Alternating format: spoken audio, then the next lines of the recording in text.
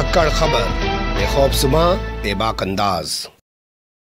धाकड़ खबर के news room से मैं आपके साथ हूं अकरम रईस खान। कोर्ट संबंधित खबरों का ताजा बुलेटिन लेकर एक बार फिर से आपके सामने हाजिर हो गया हूं। आज के बुलेटिन में 10 अहम खबरें जिनसे आपको रूबरू कराने जा रहा हूं। क्या है वो 10 अहम खबरें, ये बताने से पहले छोटी सी अपील है जी आपसे।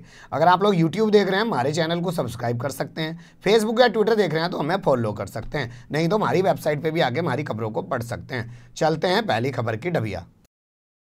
तो पहली खबर हमारे पास आ रही है बॉम्बे हाईकोर्ट से। बॉम्बे हाईकोर्ट के अंदर पहुंचे हैं एक एडवोकेट जिनका नाम है घनश्याम उपाध्याय। उन्होंने एक पिटीशन वहां पे दाखिल की है। उनका कहना है महाराष्ट्र के पालघर में जो 2 साधुओं समेत 3 लोगों की पीट कर 16 अप्रैल को निर्मम हत्या की गई है, उसके पीछे आतंकवादी साजिश हो सकती है, इसलिए जांच जो है NIA को देनी चाहिए। अब इस पर हाईकोर्ट सुनवाई करेगा। NIA के बारे में आपको बता देते हैं, नेशनल इन्वेस्टिगेशन एजेंसी, जिसको हिंदी में हम कह सकते हैं राष्ट्रीय जांच एजेंसी, वो आतंकवाद से जुड़े हुए मामलों की जांच करती है। 2008 में इसका गठन हुआ था।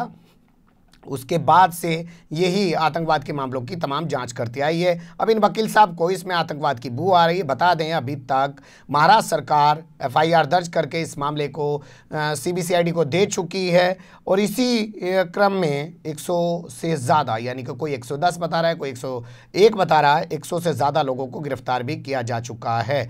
लेकिन इस मामले को लगातार कम्युनलाइज करने की कोशिश की जा रही है। अब इसमें आतंकवाद का एंगल भी इन वकील साहब को दिखने लगा है। दूसरी खबर का रुख कर लेते हैं।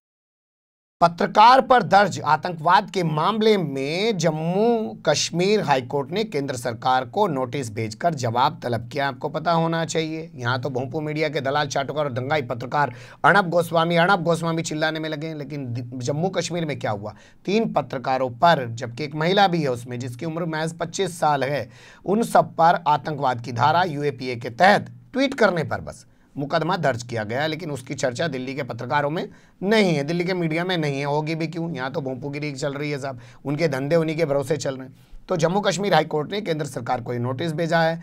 गौहर गिलानी जो लेखक भी हैं, पत्रकार भी हैं और जिन पर मुकदमा भी दर्ज हुआ है, उन्होंने खुद पर दर्ज मुकदमा खारिज कराने के लिए, FIR को रद्द कराने के लिए ये पिटीशन दाखिल की है। अब देखेंगे इसमें जब सुनवाई करेगा कोर्ट तो क्या करेगा। जामिया हिंसा आप लोग जानते ही हैं, जो 14-15 दिसंबर को दिल्ली के अंदर हुई थी, जब CAA कानून बन गया था, उसको जामिया हिंसा के नाम से जाना जाता है। उस मामले में जो कई लोग आरोपी हैं उनको फिलहाल जमानत देने से कोर्ट ने मना कर दिया है, जिसमें एक नाम है मीरान हैदर का, दूसरा नाम है सफूरा जरगर का।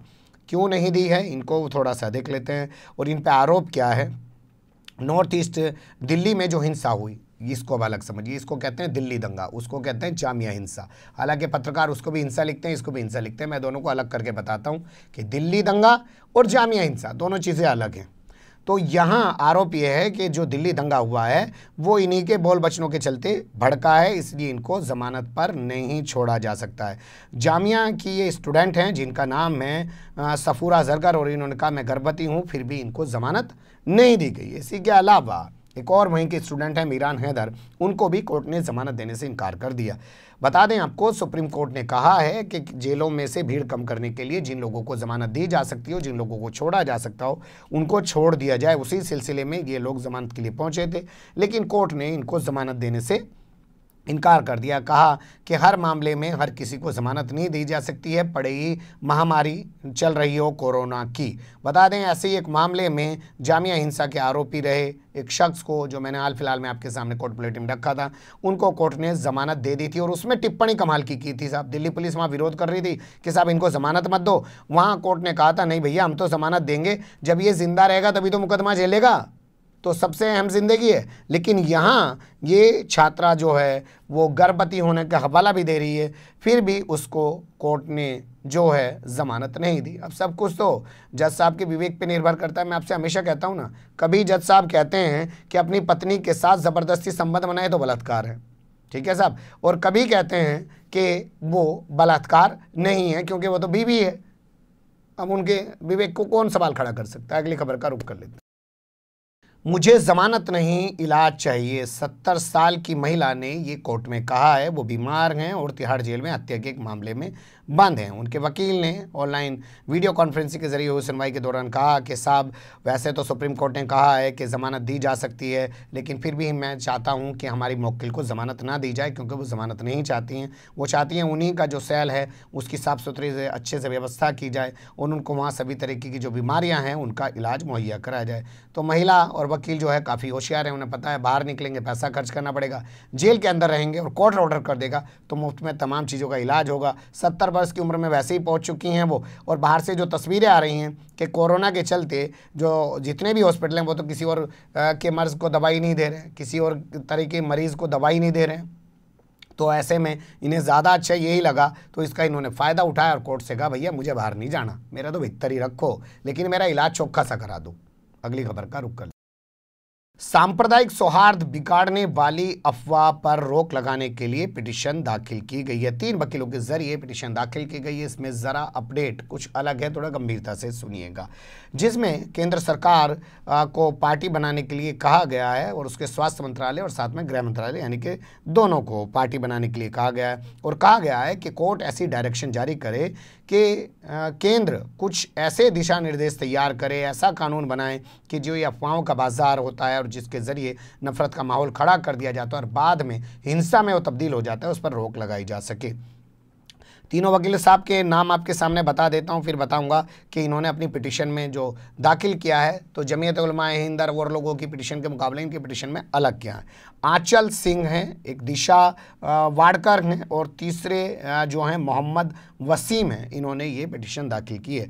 इन्होंने कहा कि देखिए, जमात के नाम पर फैलाई गई अफवाहों के चलते मुसलमानों के खिलाफ एक नफरत का माहौल बना, जगह जगह लोग उनको पीट रहे हैं। कोरोना चाइना से आया है, इसको आधार बना के और नॉर्थ ईस्ट के लोग यानी कि जो हमारे पूर्वोत्तर भारत के लोग हैं वो चाइनीज़ जैसे नज़र आते हैं। जैसे आपने अरुणाचल प्रदेश और तमाम जगह के ऐसे लोगों को देखा होगा, आसामीज़ को भी लोग ऐसा ही बोल देते हैं कि वो चाइना की तरह नज़र आते हैं, तो उनको कहा जा रहा है कि चाइनीज़ है और यहाँ कोरोना फैलाने के लिए घूम रहे हैं, तो उनके साथ भी हिंसा की जा रही है।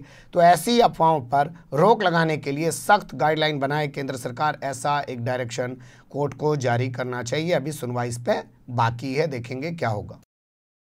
प्राइवेट कंपनियों ने पूरा वेतन देने के केंद्र सरकार के फैसले को सुप्रीम कोर्ट में चुनौती दी है। ताज़ा कंपनी जो सुप्रीम कोर्ट पहुंची है वो मैं बता देता हूं। लुधियाना की हैंड टूल्स एसोसिएशन ने ये पिटीशन दाखिल की है। उन्होंने कहा है कि जिस तरीके से केंद्र सरकार ने 29 मार्च को एक ऑर्डर जारी किया और कहा कि जितनी भी कंपनियां हैं वो अपने कर्मचारियों को पूरा वेतन देंगी, यानी कि पूरी तनख्वाह देंगी, पूरी सैलरी देंगी, ये जो है संवैधानिक तौर पर हमारे अधिकारों का हनन है, जो हमें व्यवसाय करने की आज़ादी मिली हुई है और बराबरी के अधिकारों का भी हमारे उल्लंघन है। इस पर फौरन रोक लगाई जानी चाहिए और इस आदेश को रद्द किया जाना चाहिए। बता दें, इससे पहले महाराष्ट्र टेक्सटाइल वाले लोग भी बॉम्बे हाई कोर्ट पहुंच चुके हैं इस मामले में और उन्होंने भी एक पिटीशन ऐसी दाखिल की थी कि हम पूरा वेतन नहीं दे सकते और ये हमारे अधिकारों का उल्लंघन है। लेकिन कुछ ट्रेड यूनियन पहुंच गई थी कोर्ट में और उन्होंने कहा साहब हमें भी पार्टी बनाओ, हमें भी सुनो, क्योंकि हमें पूरा वेतन मिलना चाहिए। तो अब इस पर कोर्ट क्या करेगा? क्या ये हाई कोर्ट और सुप्रीम कोर्ट में अलग अलग सुनवाई होगी? क्या इस तरीके की तमाम जितनी भी पिटिशन्स हैं उनको सुप्रीम कोर्ट इकट्ठा करेगा अपने पास? क्योंकि ये मामला बड़ा है, जब उसका व्यवसाय नहीं चल रहा है, जब उसका धंधा नहीं चल रहा है, तो वो पूरा वेतन आखिर देगा तो कैसे देगा? और जो वो आधार बना रहा है कि ये मेरे व्यवसाय वाले संवैधानिक अधिकार का उल्लंघन है, बराबरी के अधिकार का उल्लंघन है, तो कोर्ट इस मामले में क्या संवैधानिक बेंच को इस मामले को भेजेगा? क्योंकि संविधान की व्याख्या होने की बात यहाँ पे हो रही है। तो ये मामला लंबा फंसेगा, चलेगा, खारिज होगा, जो भी होगा। अभी इस पर किसी पे कोई सुनवाई नहीं हुई है। जब सुनवाई होगी हम कोशिश करेंगे आपके सामने वो चीज़ें रखने की। मनी लॉन्ड्रिंग के एक मामले में झारखंड के पूर्व मंत्री को सुनाई गई है 7 साल की कैद और लगाया गया है 2 करोड़ का जुर्माना और कहा गया भैया जुर्माना नहीं जमा करोगे तो 1 साल की सज़ा और काटोगे। बताइए, 2 करोड़ के जुर्माने में 1 साल की सज़ा, वो तो आराम से कर लेगा भैया। बाहर रह के कौन सा 2 करोड़ कमा लेगा, भीतर ही रह रहे 2 करोड़ तो बची रहे साल भर में। तो ईडी की विशेष अदालत है, उसके जज हैं AK मिश्रा, उन्होंने वीडियो कॉन्फ्रेंस के जरिए उस सुनवाई के बाद ये फैसला सुनाया है। बताया जा रहा है कि इन्होंने करोड़ों का घपला किया था, उसके चलते इनके खिलाफ ये मुकदमा चल रहा था और उसमें सुनवाई के बाद अब ये फैसला सुनाया गया। मंत्री का नाम जो बताया जा रहा है एनोस एक्का बताया जा रहा है और उन पर 20 करोड़ 31 लाख और 77 हज़ार रुपये जो है मनी लॉन्ड्रिंग के जरिए हड़पने का आरोप था। अब उसमें इनके पास गुंजाइश है कि हाई कोर्ट पहुंच जाओ भाई, जमानत ले लो, स्टे लगवा दो निचली अदालत पे, भारी बने रहो, भीतर तो जेल के जाना है नहीं। अगली खबर का रुख कर लेते हैं। दुबई में फंसी हुई एक गर्भवती महिला ने सुप्रीम कोर्ट में पिटीशन दाखिल कर भारत आने की मांग की है। 27 साल की ये गर्भवती महिला जो है केरल की रहने वाली है और अपने पति के साथ पिछले काफ़ी समय से वहीं पर रहती है। महिला का नाम जो बताया जा रहा है गीता श्रीधरन बताया जा रहा है और जो उसके पति हैं वो भी वहीं रहते हैं। इसका कहना है जुलाई में जो है इसको प्रसव हो सकता है, यानी कि बच्चे को जन्म दे सकती है, जिसके चलते ये चाहती है कि अपने बच्चे को भारत में ही जन्म दे। वो तमाम फ़्लाइट्स बंद हैं, ये समय रहते वहाँ से आना चाहती है, इसलिए सुप्रीम कोर्ट कुछ ऐसी व्यवस्था करे कि इसको यहाँ से लाया जाए। भैया कर दो ना, सरकार क्यों नहीं कर देती? सरकार यहाँ से जब खबर आ रही रोज़ अमृतसर से और दिल्ली से भर भर के लंदन वालों को, ब्रिटेन वालों को, कनाडा वालों को उनके देश तक छोड़ के आ रही और वहाँ से जो है विशेष विमान के जरिए न्यूयॉर्क से यहाँ से लाने लग रही, तो इनको भी ला सकती है कि नहीं ला सकती? ऐसी एक पिटीशन वैसे दिल्ली हाईकोर्ट के अंदर दाखिल की गई है, जिसमें कहा गया है, स्वतः संज्ञान के बाद उसमें कोर्ट ने कहा है कि जितनी भी गर्भवती महिलाएं हैं दिल्ली के अंदर, उनको हॉस्पिटल ले जाने में उनके परिवार को लोगों को कोई दिक्कत नहीं आनी चाहिए, उनके उपचार इलाज में उनको कोई दिक्कत नहीं आनी चाहिए, पड़े कैसा भी लॉकडाउन लागू हो, चाहे वो हॉट स्पॉट एरियाज़ में रहती हो, सरकार ये निर्धारित करे। देखेंगे सरकार कितना निर्धारित करती है। कोर्ट ने तो कहा था जी भीड़ तंत्र पे रोक लगाने के लिए भी कानून बना दो, जुलाई 2018 में कहा। भीड़ तंत्र आज भी लागू है और सब जगह घेर घेर के मारने लग रहा लोगों को, लेकिन कुछ हो थोड़ी रहा, नहीं हो रहा ना। कोर्ट ऑर्डर देता है, कभी अपने ऑर्डरों की पुनर्समीक्षा करता है क्या? नहीं करता। भाई ऑर्डर दे दिया, अखबार में छप गया, हमारे जैसे लोगों ने आपको बता दिया, वो बैठ गया। अगली बार आप ही को जाना पड़ेगा कि साहब आपने ऑर्डर दिया था, कोर्ट सरकार कुछ नहीं कर रही है। पहले लाखों खर्च करो वकील को देके तब जाओ। इंसाफ पाना इतना आसान है क्या? अगली खबर का रुख कर लेते हैं। पूर्व रॉ की महिला अफसर को 1 लाख रुपए का मुआवजा दे केंद्र सरकार, सुप्रीम कोर्ट ने ये फैसला दिया है। सुप्रीम कोर्ट का कहना है कि रॉ की इस महिला ने जो है सेक्सुअल असॉल्ट का केस दर्ज कराया था, यौन उत्पीड़न का आरोप लगाया था, लेकिन इसके मामले की जो कमेटी बनी हुई थी रॉ के अंदर, उसने जांच नहीं की। कमेटी को जांच करनी चाहिए थी, चाहे मामला फर्जी था, झूठा था या गलत था, वो जांच के बाद साबित होना चाहिए था, लेकिन जांच नहीं किया जाना ये गलत है। इसलिए केंद्र सरकार इस महिला को एक मुआवजा दे। लेकिन हाई कोर्ट ने इस महिला की जो रिटायरमेंट का मामला था उसको कहा कि वो सही है, तो सुप्रीम कोर्ट ने भी कहा कि इसके रिटायरमेंट का मामला वो सही है, उसको भी हम भी सही मानते हैं। साथ ही सुप्रीम कोर्ट ने कहा कि 3 महीने के अंदर ये महिला जो अपना सरकारी आवास है वो खाली कर दे। हो सकता है छेड़छाड़ का मामला या जो भी यौन उत्पीड़न का मामला इस महिला ने दर्ज कराया, उसके बाद इसको रिटायरमेंट दे दिया गया और उसी को चैलेंज इस महिला ने हाई कोर्ट में किया हो, लेकिन हाई कोर्ट ने भी मान लिया कि जो है रिटायरमेंट सही है और सुप्रीम कोर्ट ने भी अब मान लिया। लेकिन उसके चलते ही अभी इस घर में थी, तो इस घर से इसको कहा गया कि 3 महीने के अंदर खाली करो, 1 लाख रुपये का मुआवजा देने को केंद्र सरकार को कहा गया है। अगली और आखिरी खबर का रुख कर लेते हैं।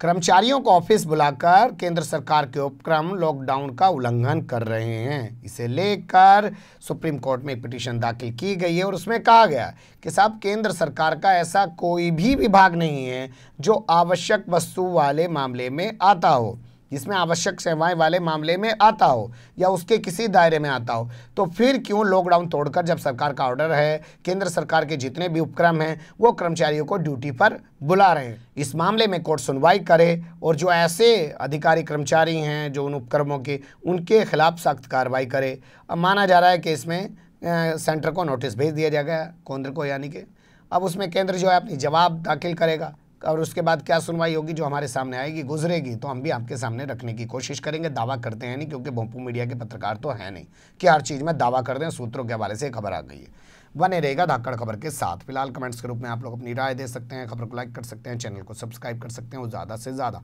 हमारी खबरों को शेयर कर सकते हैं। फिर ऐसे ही किसी सुलगते हुए या उलझते मुद्दे लेकर मैं आपके सामने हूँगा हाजिर। फिलहाल अभी मुझे दें इजाज़त।